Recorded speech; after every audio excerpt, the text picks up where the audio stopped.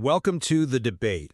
Imagine the director of the CIA walking right into Havana, sitting down with the highest levels of the Cuban government, and just dropping a photograph of a recently toppled Venezuelan regime on the table. Just boom, right there. Exactly. And delivering a very simple ultimatum. Make a deal or you are next. I mean, that is the startling reality we are looking at today. We are unpacking the really unprecedented, highly publicized visit by CIA Director Ratcliffe to Cuba. It really is, the geopolitical puzzle of the year. We have just so many moving parts right now. Yeah, we do. On the table, there is this proposed $100 million U.S. aid package, but behind the scenes, we have these leaked reports detailing just immense frustration from the U.S. administration regarding, well, the timeline of Cuba's political survival. Right. It hasn't happened as fast as they wanted. Right. And publicly, we have very specific, heavily calculated statements from Cuban President Díaz-Canel. So the core question we need to answer today is this. Is this CIA mission primarily a coercive, strategic demonstration designed to threaten the Cuban regime with a Venezuela-style collapse? Or does it represent the early, mutually managed stages of a structured diplomatic negotiation? And the implications of that answer really change how we view the entire hemisphere. Oh, absolutely. So, to put my cards on the table right away, I argue that this visit is fundamentally a hostile demonstration of psychological warfare. I mean, the U.S. is deliberately leveraging the recent ouster of Venezuela's Nicolás Maduro to basically force Cuba into a rapid capitulation. And my contention is that despite the aggressive optics, and they are aggressive, this event actually represents a genuine, mutually managed negotiation process. We can see this evidenced by the unprecedented public confirmations from both sides and the establishment of trusted third-party diplomatic channels. Let me lay out exactly why the evidence points to a coercive demonstration. Because when you look at the timeline and the material reality on the ground, the CIA's visit was not diplomacy, it was an existential threat. How so exactly? Well, the core message Director Ratcliffe delivered behind closed doors was essentially to point directly at Venezuela's January 3rd operation. Right. The operation that fundamentally dismantled Maduro's power structure almost overnight? Precisely. If you are listening to this and trying to put yourself in Havana's shoes, you really have to remember the shock waves of January 3rd. That was a rapid, highly targeted dismantling of a regime that Cuba relied on for its own survival. They were deeply intertwined, yeah. Right. So Ratcliffe didn't go to Havana to, exchange pleasantries. He went to say, learn from Caracas. The U.S. intelligence community explicitly highlighted the grim reality on the island. They pointed out that Cuba has, quote, no fuel and no money. Which is factually true right now. It is. They delivered an ultimatum. The underlying message is basically, this total collapse can happen to you too, or you can surrender to our terms right now. But you have to look at how that message was actually received and processed by Havana. And that reaction doesn't align with a pure surrender scenario. I come at it from a different way, I guess. But by him looking at the motivation driving the message from the U.S. side, we know from recent NBC News reports that President Trump is increasingly frustrated with Cuba's ability to just cling to power. Sure, there's frustration in Washington. Right, because the administration expected the Cuban state to fracture faster under the weight of current sanctions, and that simply has not happened on their desired timeline. So the CIA isn't there to build a bridge, they are actively trying to accelerate a collapse. I mean, think of this like a corporate hostile takeover. A hostile takeover? Yes, you don't send the director of the CIA to outline a slow, phased integration of equals. When a massive conglomerate wants to consume a struggling rival, they don't offer a gentle merger. They walk into the boardroom, show them the dismantled, liquidated remains of another competitor, in this case Venezuela, and force an immediate, unconditional surrender. That's quite the analogy. It fits perfectly. It is psychological warfare designed to completely break the regime's will to survive. Well, like I said, I come at it from a different way. While the rhetoric and the backdrop of the Venezuelan collapse are undeniably aggressive, the structural evidence points entirely to a diplomatic negotiation. And crucially, it's a negotiation that both sides are actively and willingly participating in. Willingly? With the CIA breathing down their necks? Yes, willingly. First of all, consider the unprecedented nature of this event. Both Washington and Havana publicly confirmed a CIA visit. I mean, historically, that simply does not happen. It is definitely a departure from the historical norm. I'll give you that. It's a massive departure. The CIA even released photos, and journalists were allowed to capture images of Ratcliffe boarding his flight home on a conspicuously marked U.S. government plane. That level of visibility isn't an accident. It is carefully engineered. Okay, but what does that visibility actually achieve? Well, look at President Díaz-Canel's public response. If this were a pure hostile takeover, the response would be defensive isolation. But he didn't just announce the visit, he explicitly outlined the stages of a negotiation. He did mention a framework, yeah. Exactly. He stated publicly that first you establish contact, then there needs to be willingness, and finally agendas are built. Cuba confirming the conversation publicly and accepting the possibility of an aid framework is not resistance. It is the very definition of a negotiation. That's an interesting point, though. I would frame it a bit differently when we look at those public disclosures. You point to the fact that both sides are talking about the visit, but I'm looking at what they're actually saying to the press. The rhetoric is definitely heated. I won't deny that. It is completely contradictory, which proves to me that this is ongoing psychological warfare, not good faith diplomacy. Just look at the messaging. The U.S. State Department and Senator Marco Rubio have publicly claimed that Cuba's corrupt regime refuses the aid and that the Cuban government is the sole holdup. Right. Meanwhile, Cuba's foreign minister claims they are perfectly willing to hear the offer, but only if it is, quote, free of political maneuvering. If this were a mutually managed negotiation, you wouldn't have the United States explicitly trying to humiliate the Cuban leadership on the global stage, blaming them for starving their own people. That's a compelling argument. But have you considered that these contradictions are merely theatrical cover for their respective domestic audiences? Theater? You think accusing a government of starving its citizens is just theater? In diplomacy, yes. Especially between historical adversaries who have 60 years of bad blood. The public narrative rarely matches the private reality. When both sides choose to make a covert CIA meeting public, it is a deliberate, highly orchestrated signal to third parties. Signaling to who, exactly? Well, they are telling China and Russia, we were there, the dynamic is shifting, so don't get too comfortable. They are telling the hardline exile community in Miami that the process is real, we are taking tough action. And they are telling the Cuban people that something is fundamentally changing. So you are saying the insults are performative? Exactly.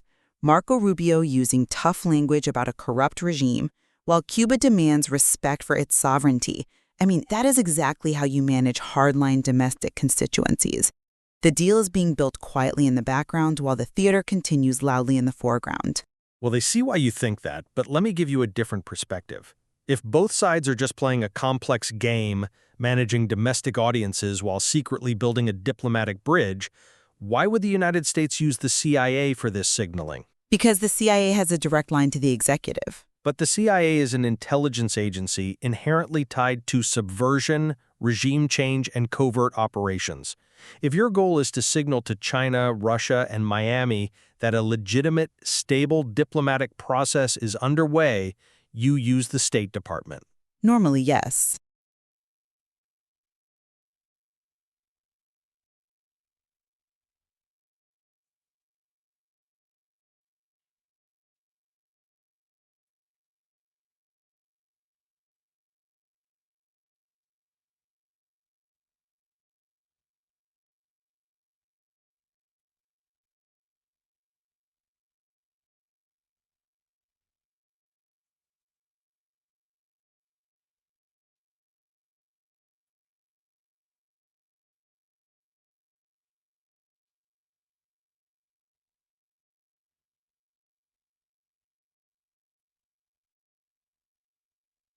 Sending the primary architect of covert intelligence, especially merely weeks after a regime decapitation in Venezuela, that is not a signal of diplomacy. It is a signal of impending operational action. You use the CIA precisely because the State Department carries too much bureaucratic inertia. They are bound by traditional diplomatic protocols that have utterly failed to move the needle in Cuba for 60 years. Protocol exists to establish trust, though. But trust hasn't worked. The CIA has the agility, the direct authority from the Oval Office, and the back-channel capability to bypass all the standard posturing. And more importantly, using the CIA forces the Cuban military and intelligence apparatus, the actual material power brokers on the island, to come to the table. So you're cutting out the middlemen. Exactly. You aren't talking to diplomats who have to run messages up the flagpole. You are talking to the people who hold the keys to the country. I'm not convinced by that line of reasoning, honestly. Because coming to the table with the CIA means subjecting yourself to an active intelligence operation. Let's look at the analysis from Florida International University. If you read the work of Dr. Uner, who specializes in regime dynamics, he explicitly notes that the CIA is probing Havana's internal power structure. They are looking for fractures. Probing is a part of any high-stakes negotiation, though. But this isn't just taking the temperature of the room. We know the CIA met directly with Raulito, Raul Castro's grandson, who is a major internal security power broker. They are actively searching for someone inside the Cuban power structure who will cooperate and flip. They are looking for their Cuban equivalent of Delcy Rodriguez. Just to provide context for our listeners, Delcy Rodriguez was Maduro's vice president in Venezuela, who ultimately cooperated during their transition. Exactly. Remember, Director Ratcliffe was in Caracas within 2 weeks of the January 3rd ousting of Maduro, meeting with Delcy Rodriguez to manage the transition. Now suddenly, he is in Havana meeting with Raulito. This is not a negotiation of equals. This is an operational attempt to fracture the Cuban leadership from within and facilitate a coup. I understand why the parallel to Venezuela is tempting. It makes for a very clean narrative. But the internal dynamics in Havana are fundamentally different from Caracas, and the regime's own public response proves it. How so? Think about the visual grammar of an authoritarian state. During Díaz-Canel's speech detailing this long process of negotiation, he did not hide Raulito away in a bunker. He deliberately had Raulito sitting visibly right beside him. That is incredibly significant. It projects unified, ironclad consent to the negotiation process. Or he is just keeping his enemies close. No, Cuba is managing this contact on its own terms. By putting Raulito front and center, Díaz-Canel is signaling directly to the CIA, "We know exactly what you are looking for. We know you want a wedge to exploit, but you will not find one here. We are united." Wait, help me piece this together then. If Díaz-Canel is actively parading Raulito around, essentially daring the CIA to try and turn him, how can Washington confidently negotiate? What do you mean? If the regime is publicly closing ranks and fortifying Raulito's loyalty to the president, does Raulito actually have the internal power to deliver Cuba the way Delcy Rodriguez delivered Venezuela?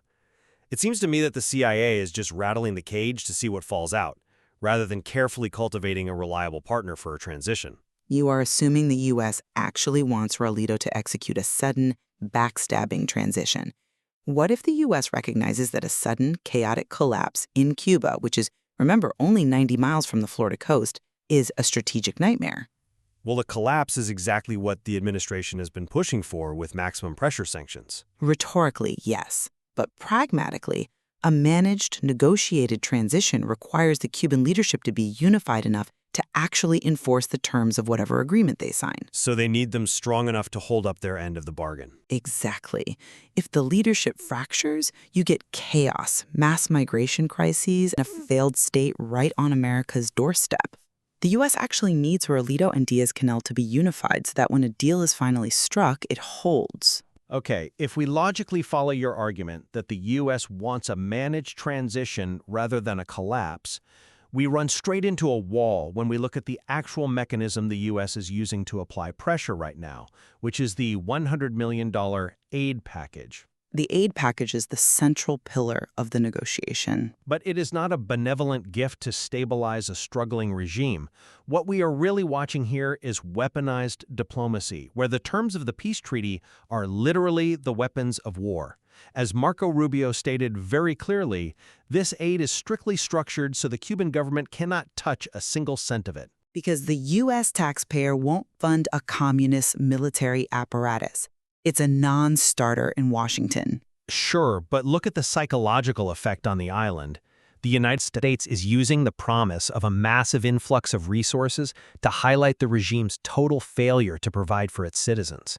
By putting $100 million on the table, but legally blocking the regime from distributing or controlling it, they are trying to turn the Cuban people against the government. You think it's meant to spark an uprising? Yes. It is designed to accelerate the very collapse that President Trump is frustrated hasn't happened yet. I'm sorry, but I just don't buy that. Let me tell you why.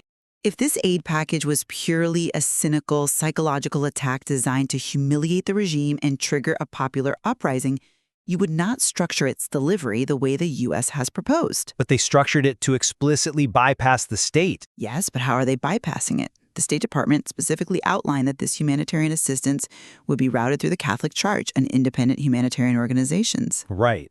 If you are listening to this and wondering why on earth the Pope is involved in a CIA intelligence operation, you have to look at the historical and structural significance of that choice. Well, the Church has always been a parallel institution there. Exactly. The Vatican has been the trusted intermediary in every single major U.S.-Cuba negotiations since the 2015 Obama-Castro deal. We know that Pope Leon XIV recently met with Cuba's foreign minister. True. You do not involve the Pope, and you do not activate the vast, intricate logistical network of the Catholic Church if your goal is a rapid, chaotic regime collapse. But using the Church to bypass the state infrastructure is still a massive insult to the regime's sovereignty. It reinforces the narrative that the state has failed. It is a necessary compromise, not a weapon. The Catholic Church has parishes in every town. They have their own supply chains, and they are untouchable by the regime without triggering massive global backlash. That makes them a very convenient vehicle. Yes, the Church is the one channel that both governments trust, precisely because neither government controls it. It provides a face-saving mechanism for Cuba to accept life-saving aid without appearing to capitulate to Washington. And it provides an ironclad guarantee to Washington that the funds won't be siphoned into the Cuban military. It is a delicate balance. It is. That level of intricate, mutually acceptable architecture is the hallmark of a genuine framework for a diplomatic agreement. It is not a Trojan horse for a coup. That is a fascinating point, though I would frame it differently based on the realities of Cuba's infrastructure.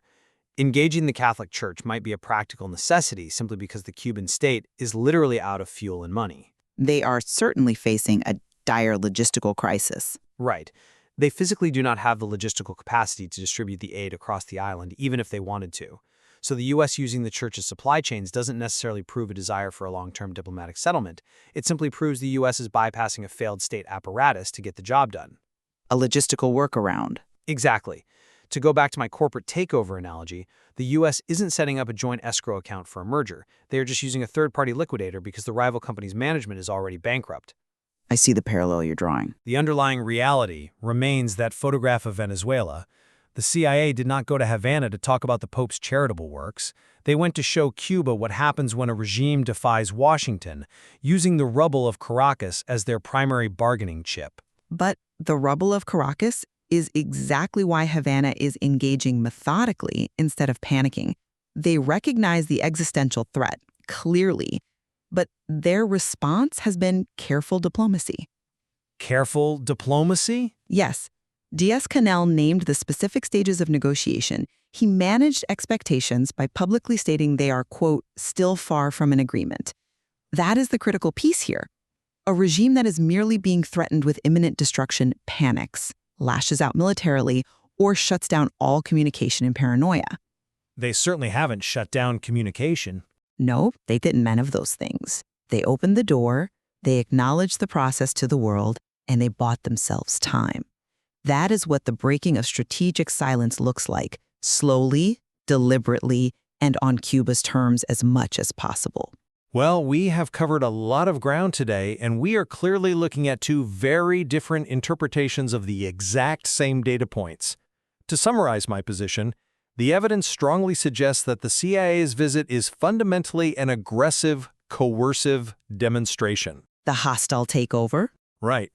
The United States is leveraging the fresh, visceral specter of Nicolas Maduro's fall in Venezuela to force a regime collapse in Havana.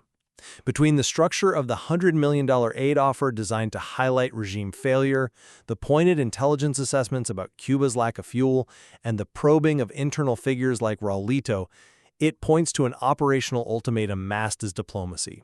The goal is not to negotiate a peace, it is to dictate the terms of a surrender. And to summarize my view, despite the undeniably tough public rhetoric and the aggressive signaling from Washington, the structural realities point to a deliberate, slow-moving diplomatic negotiation.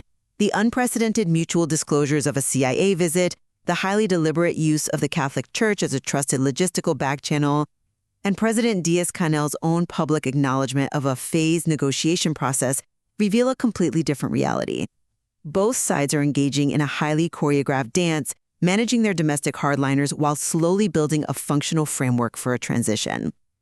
I think where we do find absolute convergence is the reality that the decades-old status quo between Washington and Havana, this era of strategic silence, is deliberately and decisively breaking down. Both of us agree that the public messaging from both sides is highly orchestrated, even if we disagree on the ultimate objective of that orchestration. Oh, absolutely. The silence is over. The fact that the CIA director's movements are being blasted across public channels, complete with photographs and press releases from both governments, it just proves that the old playbook has been completely thrown out. We are in an entirely new phase of engagement.